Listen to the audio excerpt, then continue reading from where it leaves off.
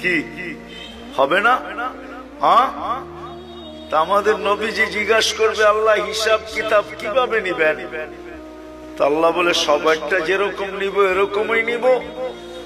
যদি সবার সামনে আমার উম্মতের হিসাব কিতাব নেন তাইলে তো আমি তো লজ্জিত হয়ে যাব, কেননা আমার উম্মত তো দুনিয়াতে গুনাহ করছে, আমি তো লজ্জায় পড়ে যাব।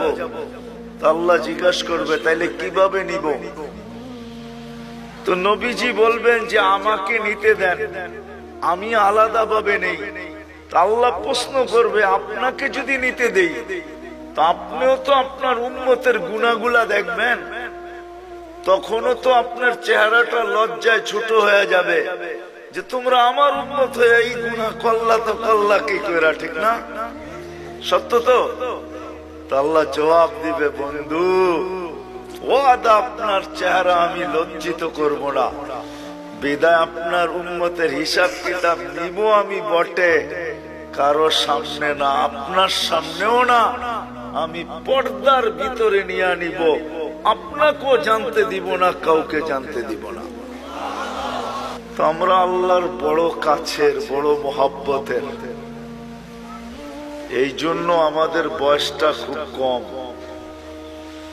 কেননা আল্লাহ চান না এই উম্মত বেশি ক্লান্ত হোক, কেননা যতদিন থাকবে তত ক্লান্ত হইতে থাকবে, ঠিক না? কি বলেন? মনে হয় বুঝাইতে পারতেছি না। যত বেশি দিন থাকবো তত বেশি কি 950 বৎসর নূহ আলাইহিস সালাম ছিলেন, তো নিজেই ক্লান্তির কথা কোরআনে বলতেছেন, দাউতু কওমি লাইলাম ওয়া নাহারা, আমি 950 বৎসর রাত দিন দাওয়াত দিছি। এটা একটা ক্লান্তি না? না পরিশ্রম? না, বিশাল পরিশ্রম। 950 বৎসর টানা রাত দিন। তা আমাদেরকে আল্লাহ বেশি বয়স দেন না এই জন্য যে আল্লাহ চান না আমরা বেশি পরিশ্রম করি, এই জন্য বয়স কমায় দিছেন। আমার মনে হয় আরো কম দিতে চাইছেন, কিন্তু ভাবছেন আবার এত কম দিলে কেউ আঙ্গুল উঠায় কিনা, এই জন্য 60-70 বৎসর দিছেন, বেশি দেন নাই। কোন উম্মত কতদিন থাকবে দুনিয়াতে এটা কোন নবী রসুল বলা যায় না, কিন্তু আমাদের নবীজি আইসেই বলছে তোমাদের পরিশ্রম বেশি দিন করতে হবে না। আবার এটার উপরে একটা হাদিসও প্রমাণ আছে, আল্লাহর রসুল উদাহরণ দিয়ে বুঝাইতে চাইছেন যে কেউ শ্রমিক রাখছেন সকাল থেকে জোহর পর্যন্ত, এতটুক সময়ের বিনিময় পেয়েছে। কেউ জোহর থেকে আসর পর্যন্ত, সে এতটুক সময়ের বিনিময় পেয়েছে। আর আমাদেরকে আল্লাহ সময় দিছেন আসর থেকে মাগরিব পর্যন্ত। এই জন্য হানাফি মুযাব বলে আসরের নামাজ একটু দেরি করে পড়ো, যাতে মাগরিব আর আসরের মধ্যখানে ঘন্টা খানিক সময় থাকে। এই জন্য আমরা আসর কিন্তু দেরি করে পড়ি, যেন মাগরিব আর আসরের ভিতরে সময় কম থাকে। আল্লাহ রসুল বলছে তোমাদেরকে সকাল থেকে নিয়ে সন্ধ্যা পর্যন্ত বিনিময় দেওয়া হবে।